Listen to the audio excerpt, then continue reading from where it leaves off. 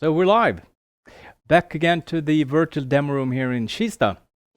Hope that you visited us here before, and perhaps that you saw the sessions about the moving cameras, the webinar about the autodomes, and today we're going to take it one step further. We're going into the extremes. We're going to dedicate this webinar to the metal Mickeys. So focus on the MIC series from Bosch. The MIC series is really the portfolio where we take it from I shouldn't say a standard type of moving camera, but from the autodomes as we have into the extremes when it comes to a few different topics of the cameras. It's not just about the form factor and the ruggedness, it's also a few other things that I would like to mention in today's webinar. The cameras, as we position them, is really in the top performance series of the products in the portfolio.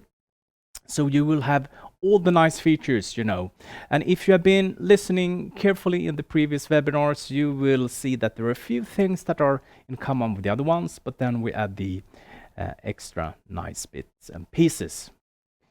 So I would like to start by focusing a bit about the newcomers in the family. We have had the metal Mickeys in the portfolio for a very long time. They have been around in the market for several years. And what we have done now is that we have made quite a big update of the MIC 7000 series. So today, we are not just focusing on the MIC 7000, we are talking about the MIC IP Starlight 7100i. And I will soon go into the details of what is new on these ones. But in parallel, we also have the big sister in the family.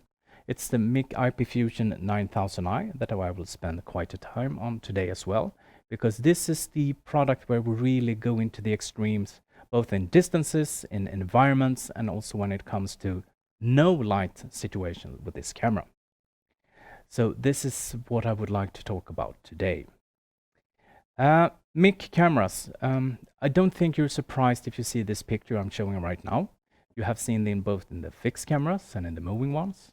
In this one, you'll see something new with the MIC 4K Ultra HD version. Always, starting from the entry-level series, going into the high-performance series, we're focusing on really producing the highest quality of relevant images, using Starlight technology, creating images in high dynamic range environments, capturing high frame rates, and also to do this in really high resolutions with the optical components in the cameras that really gives you the output that you are expecting when you're having these high pixel counts. So looking into some of the performance from these cameras and what you can expect. So what we did when we increased the components and the camera block in these cameras, we also made some changes into the illuminators. So what we have now for the MIC 7100i is the new illuminator. That is, it's actually using three different wavelengths. It's using white light LEDs, it's using 850 nanometers and 940 nanometers. So you could really go long distance, and you can also use it in situations where you would like any kind of visible information that there is an infrared illumination on the camera itself. So going with the 940 nanometers, you will not see it at all. With 850 nanometers, you might see a small red glow from the illuminators, but it will give you the extra distance.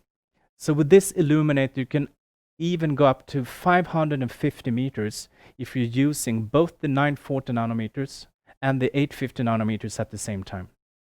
If you use it on the 4K model, the distance will be a little bit shorter. It's only 300 meters. That's pretty long as well. But using it on the 1080p models, you will go up to 550 meters. For the MIC Fusion, you don't need an illuminator because you have the thermal block instead. So we will demonstrate that pretty soon, what you can achieve when you're using the thermal block. So that is a completely different solution. So with the new illuminator on the 7100i, up to 550 meters, and with the 9000i, yeah, it's the thermal block that will give you the limitation, and it's not related to the illumination. Seen this one before? Yes, you hopefully have.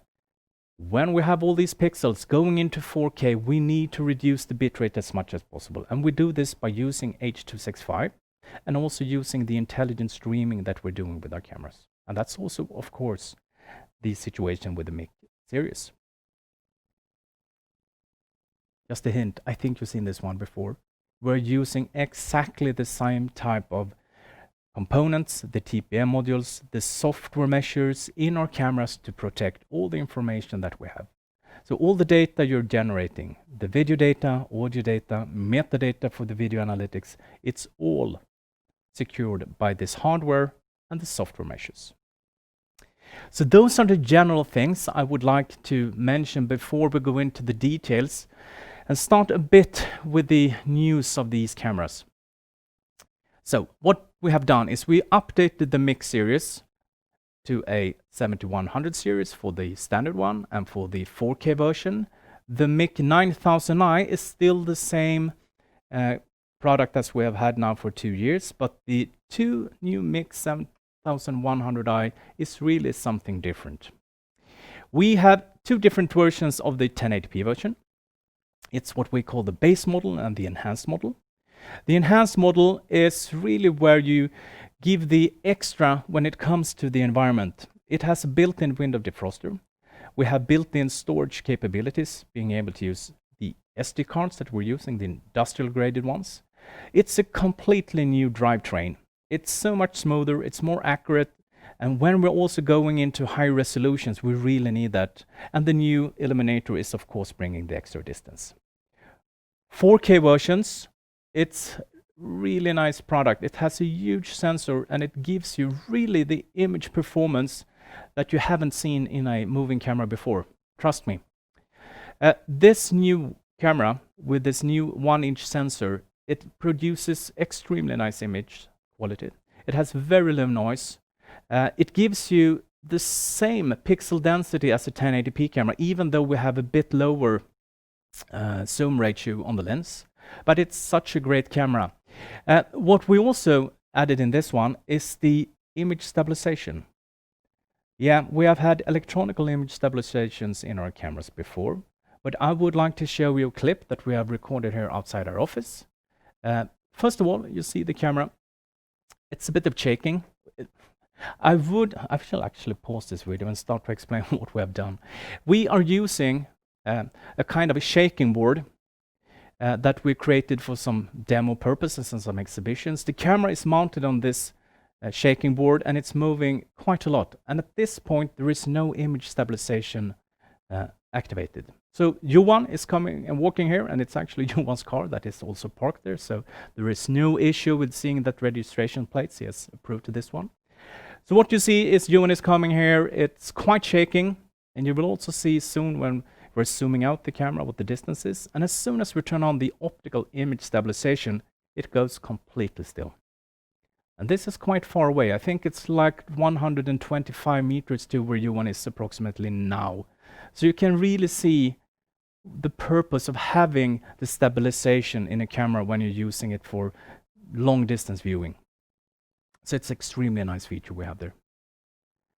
What else have we done? Yeah, we have increased the corrosion classification in the 7100 series. Not in the 9000 yet, but in the 7100 series.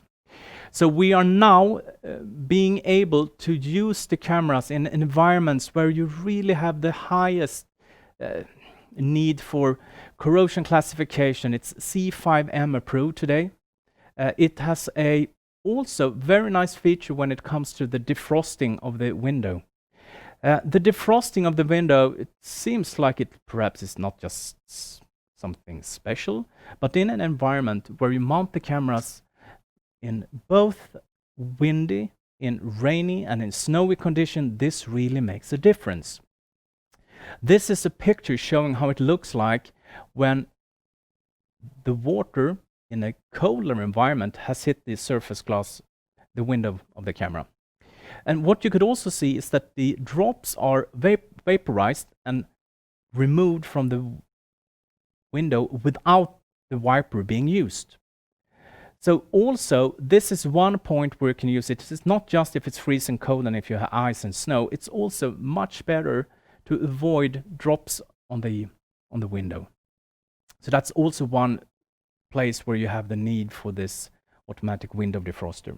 And in combination with the wiper, it's really sufficient for a lot of applications. So first of all, corrosion classified C5M, window defroster in the camera.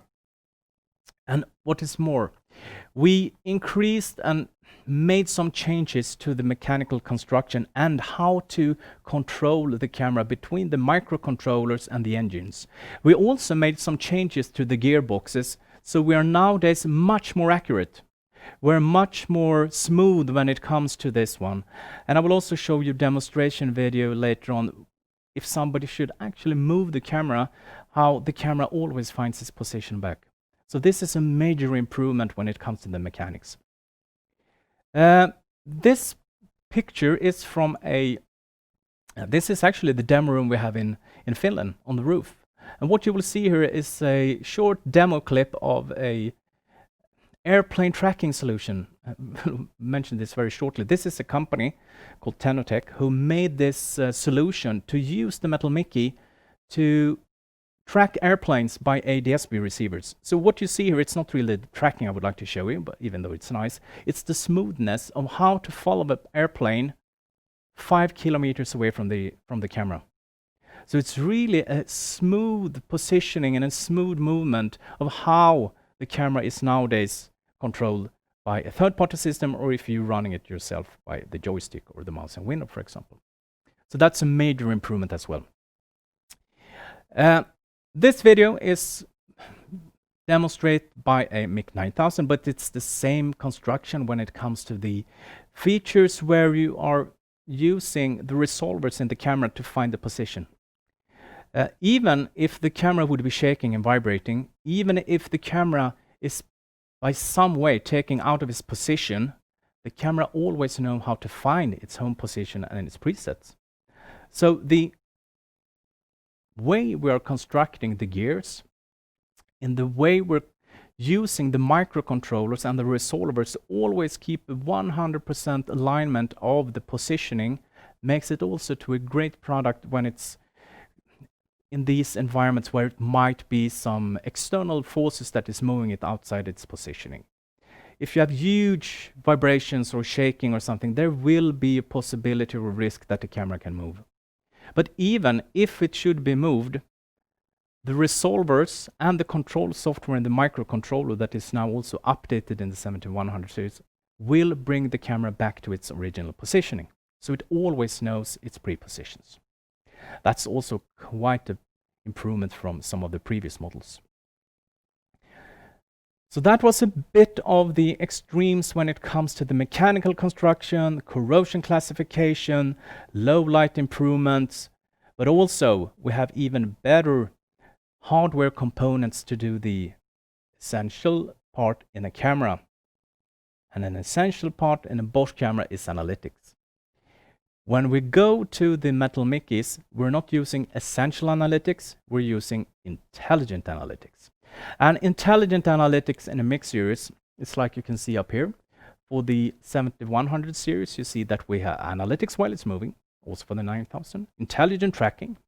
We have camera trainer that I will mention later on and that we also will be making a demonstration with. And we have for the 9000 the fusion technology with metadata fusion.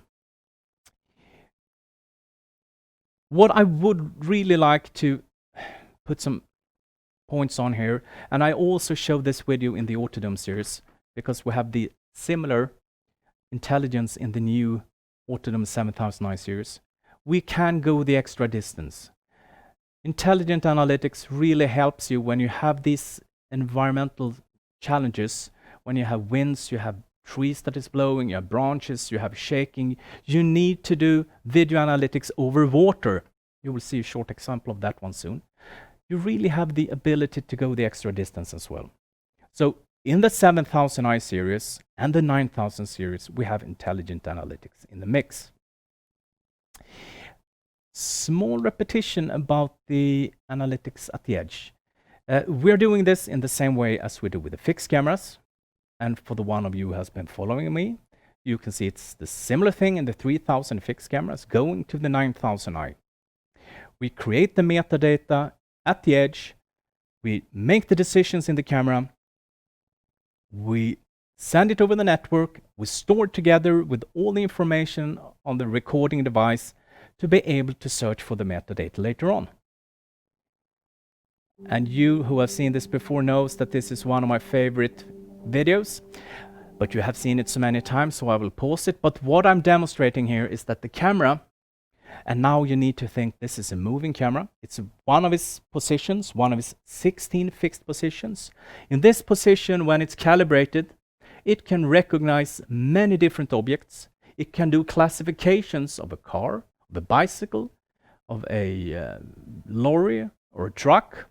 It can also see that this car is at a specific GPS position with its geolocation. It can see the colors, and it can also know the trajectory of the position an object has been moving.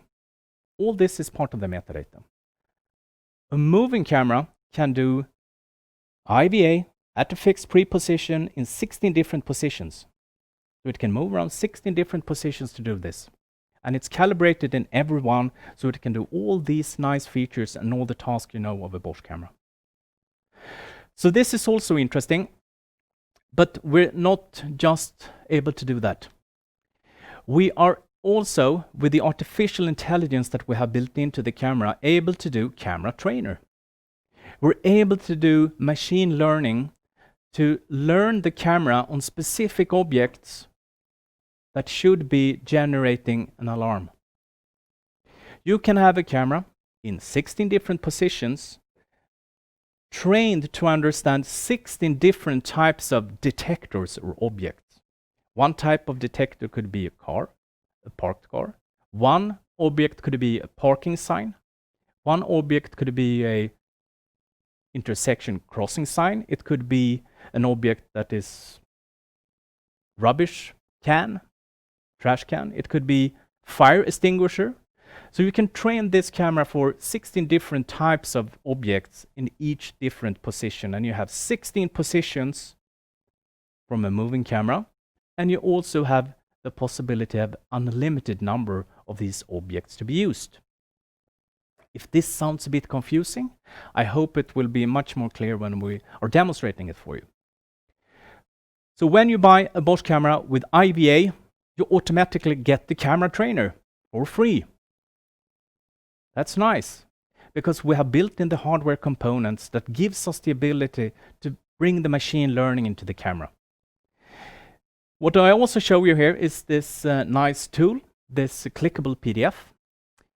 This PDF you can find on our, I think it's on Apps and Tools. You have a dedicated link in the presentation. So you just scan the QR code, you will go directly to Bosch Apps and Tools.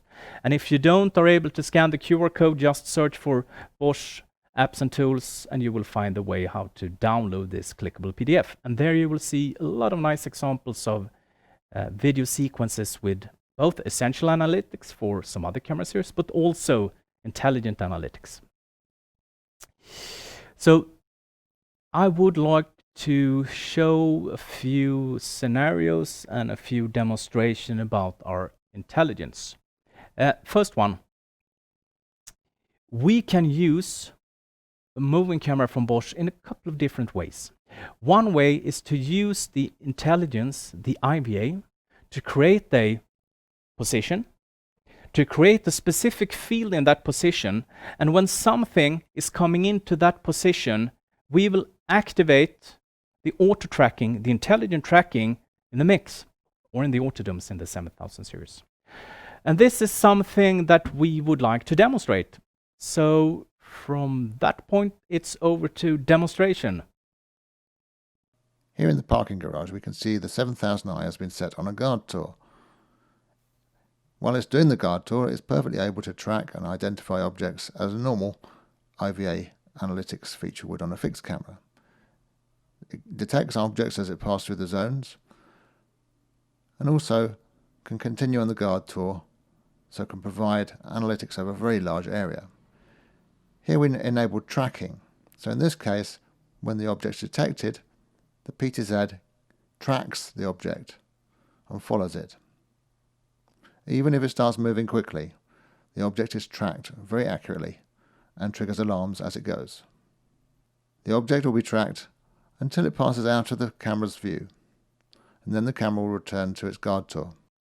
So That probably brings us back into this nice warm room when Johan is back from his small session outdoors. What you could see is the way how we're using the auto tracking that is built into the camera, being activated from the IVA in the camera. It's a fixed position, and the IVA is triggering the auto track to move and start tracking the object. We will show you a bit of a different solution how to do stuff similar to this one later on. Before that, I would like us to go into the MIC 9000i. I called her the big sister in the family. Yes, she's been around for 2 more years than the MIC 7100i. It's a very nice camera. It's a component that is combining the best out of 2 worlds. So it's combining the optical standard type of camera block and a thermal block. What we're also doing is that we're doing video analytics on both camera modules at the same time. So what we get is the metadata, remember the video. All that information is combined from the different ones and overlaid into the image. And that gives us a few options of do great stuff in situations where, and environments where you really have limited visibility. Could be nighttime, could be smoke, could be situations where you have an issue to use the standard camera block. First of all, I would like to show this video. It's a commercial video, but it's really nice showing what we're doing here. What you can see on the left side is the standard type of optical camera, and on the right side you see the thermal one. What you also might see is that you can see some overlay of the objects being detected by video analytics. So one overlay is from the optical camera, the other overlay is from the thermal one. And it makes you use of the different 2 video feeds to combine them to understand what actually is going on. In some points of view, it might be better to have the optical one because it can give you some more information. But in some points, you really need the awareness from the thermal block as well. And what you can see here is the 2 different types of overlay in the video. So you really see the possibility of using a multi-sensor camera when it comes to combining 2 different types of sensors. So it's the thermal one and it's the optical one. I would also like to show you an example that we did the other day, and it's a bit hard to do this live. So sorry, I shouldn't say we faked it because we didn't. We did it in real life, but we pre-recorded it a while ago. And it's the possibility of using this in an environment where you have really nice way of getting the distance. And I would like to see if I can pause this one because it's a bit of long distance here. What you will see on these 2 ones, it's from the Metal MIC 9000i Fusion. It's in a very short time you will see the object. And guess who? It's our friend Johan. He likes to be the guinea pig. What you can see on the left side is the thermal camera detecting and the overlay from that one. And at the same time on the optical one, you can see Johan detected there as well. So you get both ones at the same time. Both detectors, both cameras are detecting Johan and giving us the metadata. What you also will see in a short while is that when Johan is out of the picture, you can see the distance between the zoomable block in the optical one and the fixed zoom ratio in the thermal one. So you can use it in a bit of a different way to get the extra information from the different types of camera blocks. So that's also a use case, giving the extra feed. Here we're going to show you 2 things that is also unique. When you're using an IVA camera, you get the opportunity to use IVA over water. It's not so many manufacturers who can make IVA or video analytics on water. We can do it with the optical block, but at the same time, we can do it with the thermal block in parallel. This is used in so many applications where you have, for example, border control, harbor controls, where you need to be able to have a surveillance close to the water or over the water range. This one is perhaps self-explaining, but I will talk about it anyway. What you can see on the left side is the optical one. On the right side is the thermal one. And what you can see here very shortly is when the object is coming in, first of all, on the thermal one, you see the person and the IVA overlay that is generated from the thermal camera. At the same time, you see the dotted line that is coming from the optical one over here. So the optical IVA overlay is this one being overlaid here, and the thermal one is also overlaid here. So at this point, you will see the object coming into the bridge here, and you will have the possibility to see the object both on the thermal one and the optical. Quite soon, you will see an interesting thing. Here you see a person coming up. Guess who? Yes, it's you one again, but you cannot see on this distance. Here you see an arrow. This is indicating that something is coming on the left side on the optical block compared to the thermal ones. So it's actually showing you we have some other movement as well. So the metadata fusion is showing that we have a moving object in the optical camera block from this position also in the thermal block. So this gives us the ability to combine the information and to have a user that knows that something is activated on the premises on the left side, in this case, to my thermal block. So at soon you will see Johan coming over here, going out here to meet his friend who has been swimming in the ice cold water. So this is just one example, or actually two examples, of how to use the MIC 9000i with the combination of the thermal block and the optical block, either at the same time or completely separated. So remember this one, IVA and water, you can do that on the optical one, and the thermal one you can use in parallel to get really good detection in harsh weather conditions and in no light situations. And the distance here, I think it's, I'm not sure how long it was, but I think it was like 75 meters we had down to this bridge. I think I mentioned it actually. Backyard was 225 and this is 75 meters. Yes, so we have 75 meters between the camera and the water here.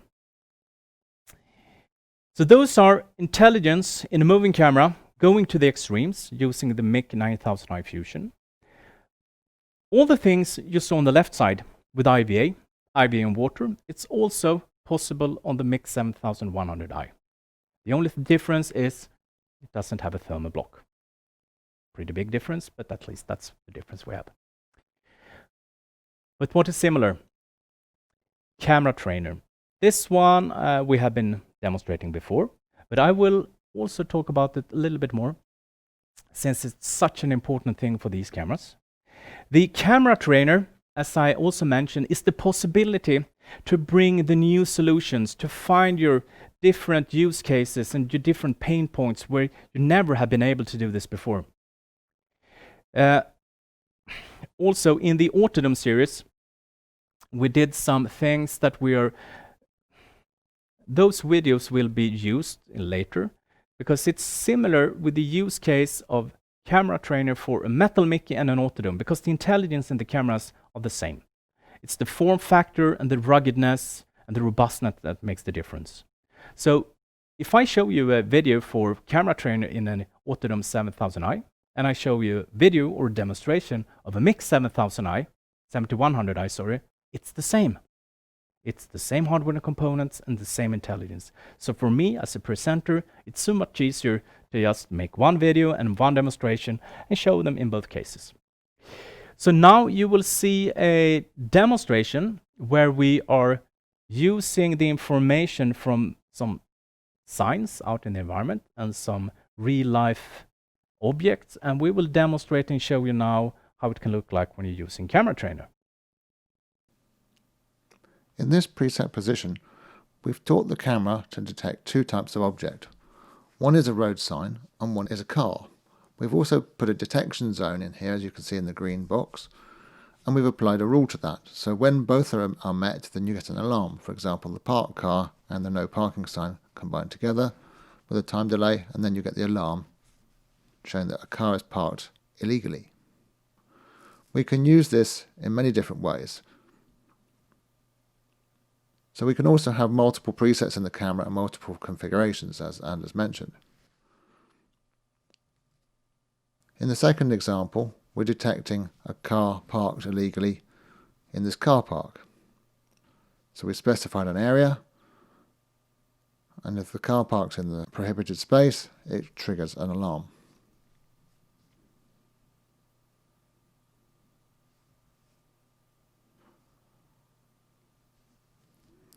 The last example we're going to show you is a crossing. It's a pedestrian crossing. So we've taught the camera what the crossing looks like. So if the crossing is blocked for any length of time, it creates an alarm.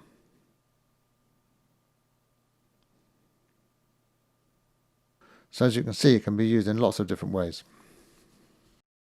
So perhaps it's not exactly a real-life situation, but it's pretty close. And I think it makes you think about what the opportunities you have. What kind of strange ideas I can do with this kind of solution in my 16 different positions. How can I train the camera? What can I make use out of it? You will see when you're looking into those webinars, the way how we train the camera here for a fire extinguisher. You will also see other examples on YouTube what you can do, but it's a really nice way of finding solutions where either train a camera for a specific object to find it, or when you cannot see the object. That's also the possibility, as we discussed previously in another seminar or webinar, where alarm from the camera trainer actually goes away when you don't see the sign. So think about it in the same way. If you can see it, it might be something you would like to trigger. If you can't see it, it might be something you also would like to trigger. So it's up to you to decide about what kind of objects you would like to train the camera on and how you should be able to get the information when you either see the object or you don't see the object, or if you have too many objects or if you have too few objects. That's the way you need to think about it from that camera trainer perspective. I also hope that you saw the webinar we did before when I was talking about the remote portal. Now I added a kind of a teaser or nice thing for you to think about. Remote portal will be the tool set for us where we are going to install the apps, where we're going to maintain our Inteox cameras. The new series of completely open platform cameras that we will release in a couple of months, where we will have a separate webinar showing you, telling you where we are today about this completely unlimited and open platform. The first two cameras that will be from Bosch will be an Autodome and a MIC. Therefore, I thought it would be pretty nice to connect the Inteox solution with the open platform and the seminar we have today. Because in those new cameras, in the MICs and the Autodomes, you will be able to upload apps from third-party manufacturers. You will be able to add intelligence that you've never seen before in a moving camera. You will always have the intelligence we provide as a manufacturer, the IVA, the camera trainer, stuff like that, but then you can start picking and choosing other apps from other manufacturers, from other specialists when it comes to developing whatever kind of solution for cameras, for business intelligence, or whatever you would like to use in your platform. So start looking out for webcasts and webinars about Inteox. We will host them pretty soon here in the Nordic region. By saying that, I would like to thank you very much for attending this webinar. I hope you enjoyed it. It was really fun to prepare and to do it. It was not me swimming in the cold water, so I thought it was very fun. I would like to thank you, as well, for providing some help, some hands and legs out there. And by that, thank you very much.